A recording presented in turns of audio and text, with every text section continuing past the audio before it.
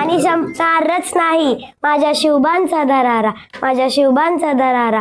एक होते राजे शिवाजी, भीती नव्हती त्यांना जगाची, चिंता नव्हती परिणामांची, कारण त्यांना साथ होती भवानी मातेची. जय शिवाजी. जय भवानी. అందరికి నమస్కారం. వాస్తవంగా స్వాతంత్ర సమర యోధుల్లో ఛత్రపతి శివాజీని మనం ఎందుకు మొదటగా చెప్పుకుంటామంటే ఎప్పుడైనా సరే యుద్ధాల్లో రెండు రకాలుగా ఉంటాయి, ధర్మ యుద్ధము, గెరిల్లా యుద్ధం అని రకరకాలుగా చెప్తుంటారు. అంటే శత్రువు అనుసరించే దాన్ని బట్టి మనం కూడా అదే పద్ధతిలో యుద్ధం చేయాలి ఎప్పుడైనా కానీ. అంటే వాస్తవంగా మనకు అన్ని రకాలుగా ఆయుధ సంపత్తి ఉండి పరాక్రమం ఉండి కూడా మనం ఓడిపోవడానికి ప్రధాన కారణం ఏంటంటే మన వాళ్ళందరూ కూడా ధర్మ యుద్ధం చేశారు వాళ్ళతో. కానీ వాళ్ళు దోపిడీదారులు అధర్మ యుద్ధం చేసే వాళ్ళతో అదే పద్ధతిలో చేయాలి. కాబట్టి ఆ పద్ధతిని ఎంచుకున్నవాడు శివాజీ. అంటే ముళ్ళును ముళ్ళుతోనే తీయాలనే సిద్ధాంతాన్ని నమ్మిన ఏకైక వ్యక్తి శివాజీ.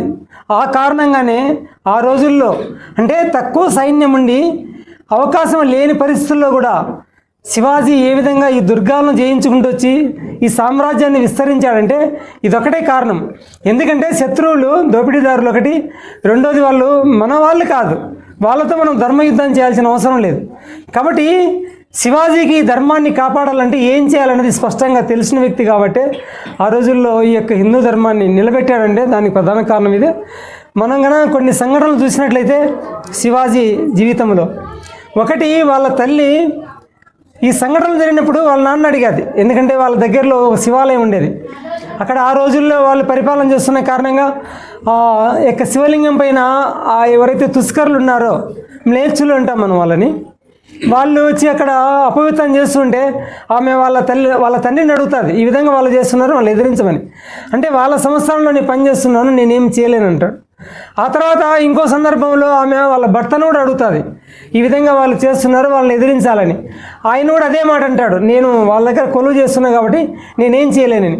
అప్పుడు ఆమె ఒక సంకల్పం తీసుకుంటుంది, అంటే వీళ్ళు కాకుండా నాకు కనుక కొడుకు జన్మించినట్లయితే అతన్ని వీళ్ళని ఎదిరించే విధంగా వాళ్ళని తీర్చిదిద్దాలనే సంకల్పంతోనే ఆమె శివాజీ జన్మించిన తర్వాత ఆయనకు వీరగాథలన్నీ కూడా, అంటే ఒక వీరుడు ఏ విధంగా ఉండాలనేది ఆమెకు అతనికి అన్ని నూరిపోసి, ఆ తర్వాత ఇదే సంఘటన జరిగినప్పుడు శివాజీ ఏ విధంగా ఎదుర్కొన్నాడో మనం అన్నీ చూసాం. ఎందుకంటే చాలా తక్కువ సైన్యంతో అంటే కోటగోడలను జయించుకుంటూ వచ్చి గెరిల్లా యుద్ధం చేశారని. ఎందుకంటే ఆ రోజుల్లో ఈ యొక్క మొఘలులకు కానీ పెద్ద ఎత్తున అంటే భారీగా ఉండేది సైన్యం, వాళ్ళ దగ్గర ఆయుధాలు అన్నీ ఉండేవి, సమకూర్చుకున్నారు కాబట్టి. కానీ శివాజీకి చాలా చిన్న రాజు, ఏ విధమైన ఆయుధ సంపత్తి కానీ తర్వాత సైనిక శక్తి కానీ ఇవన్నీ కూడా లేవు. కానీ ఎదుటివాడు బలవంతుడు కాబట్టి బలవంతంతో ఎప్పుడు కూడా మైదానంలో యుద్ధం చేయకూడదు. కాబట్టి వాళ్ళని ఓడించాలంటే గెరిల్లా యుద్ధం చేయాల్సిందే. కాబట్టి మాటేసి వాళ్ళు వచ్చే దారుల్లో వాళ్ళందరినీ అంటే ఎదిరిస్తుకుంటూ తర్వాత వాళ్ళందరినీ ఓడించి ఆ విధంగా చిన్న చిన్న కోటలను జయించుకుంటూ, అంటే ఒక విధంగా చెప్పాలన్నట్లయితే శివాజీకి దాదాపుగా 20 సంవత్సరాల వయసులోనే ఒక దుర్గాన్ని జయించినాడు ఆయన. అట్లా ఆ విధంగా శివాజీ ఈ యొక్క ఎవరైతే అంటే మొఘలులు ఆ దుర్గాలన్నీ కూడా స్వాధీనం చేసుకుని పరిపాలన చేస్తున్నారు, ఆ దుర్గాలన్నీ కూడా జయించుకుంటూ వచ్చాడు. ఇక్కడ ఇంకోటి కూడా ఉన్నది శివాజీ విషయంలో. ఒకసారి ఒక అఫ్జల్ ఖాన్ అనే అతన్ని పంపిస్తారు శివాజీని బంధించి తీసుకురమ్మని. సరే తెలుస్తుంది, ఎందుకంటే పెద్ద సైన్యంతో వస్తాడు ఇక్కడ నేరుగా. తర్వాత ఒక రాయబారం కూడా పంపిస్తారు సంధి చేసుకోవాలని చెప్పి. సరే ఈ యొక్క అఫ్జల్ ఖాన్కి శివాజీకి ఒక గుడారంలో ఏర్పాటు చేస్తారు, ఇద్దరు కలిసి సంధి రాయబారం చేయాలని. కానీ కుట్ర అయితే వేరే విధంగా ఉంటుంది, ఎందుకంటే శివాజీ అక్కడికి వచ్చిన తర్వాత శివాజీని చంపేయాలని. ఇది ముందుగానే పసిగడతాడు, ఎందుకంటే తెలుసు కాబట్టి శివాజీకి అంటే వాళ్ళ యొక్క మెంటాలిటీ అంటే వాళ్ళ నైజం ఎలాంటిదని. కాబట్టి ఈయన జాగ్రత్తలు ఈయన వెళ్తాడు. సరే అఫ్జల్ ఖాన్ వచ్చి, ఎందుకంటే రాక్షసుల్లాగా ఉంటాడు, మీరు చాలా చోట్ల చూసింటారు అఫ్జల్ ఖాన్ అనేవాడు భారీగా. కానీ శివాజీ చిన్న మనిషి పొట్టిగా ఉంటాడు, అందుకే వాళ్ళు చాలాసార్లు చిట్టెలు కానీ పిలిచేవాళ్ళు మొఘలులంతా కూడా. అట్లా ఇద్దరు అంటే ఎప్పుడైతే అఫ్జల్ ఖాన్ ఆలింగనం చేసుకొని అంటే ఒక్కసారిగా శివాజీని అంటే బంధిస్తాడు తన యొక్క బాహువుల్లో, బంధించి చంపాలని చూసినప్పుడు శివాజీ ముందు జాగ్రత్తగానే ఒక పిడికత్తి బొడ్డులో పెట్టుకొని పోయి ఉంటాడు. అట్లాగే వేళ్లకు ఆయన పులిగోళ్ళు పెట్టుకుంటాడు.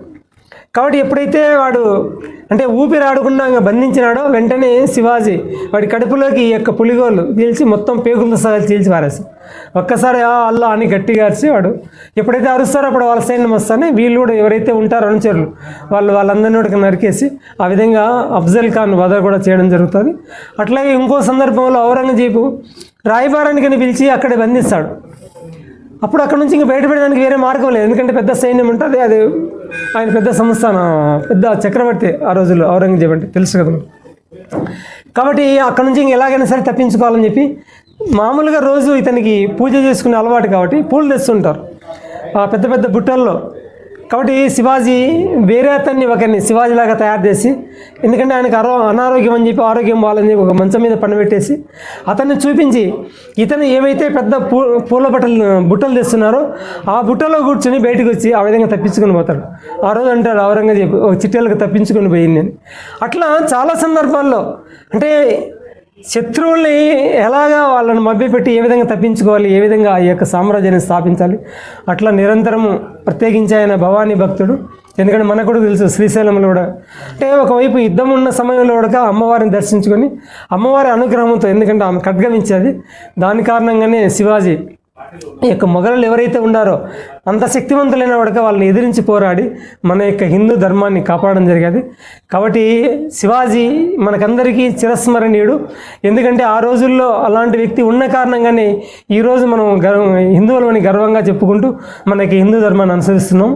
కాబట్టి ఈ సందర్భంగా జయంతి సందర్భంగా వారికి మనం అందరం ఘనంగా నివాళులు అర్పించాల్సింది.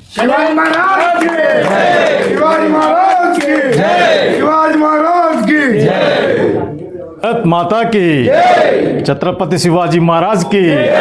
అందరికీ హిందూ బంధువులందరికీ ఛత్రపతి శివాజీ జయంతి శుభాకాంక్షలు.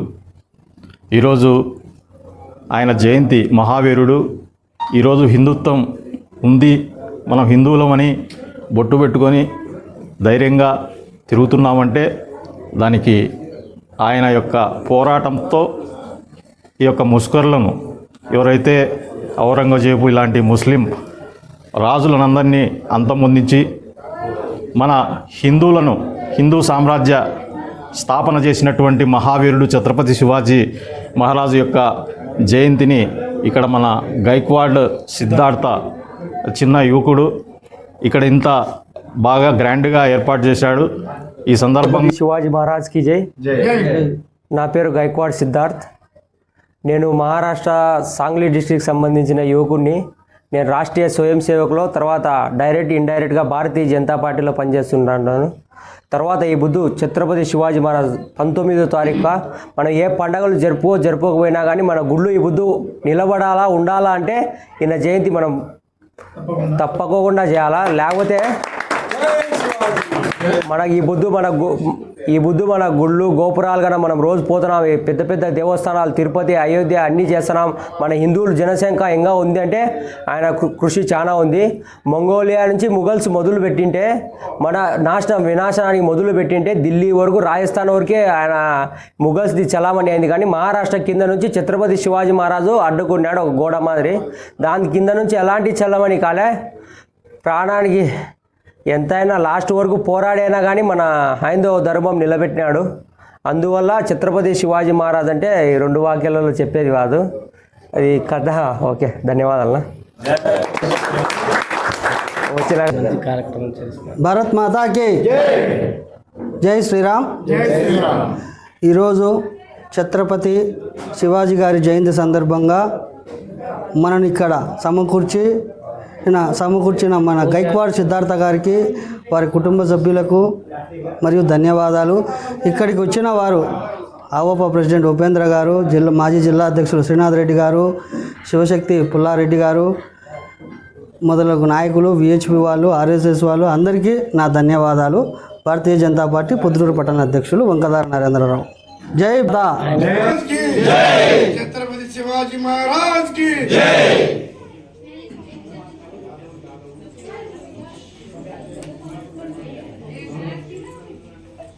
ఛత్రపతి శివాజీ మహారాజ్ కి జై.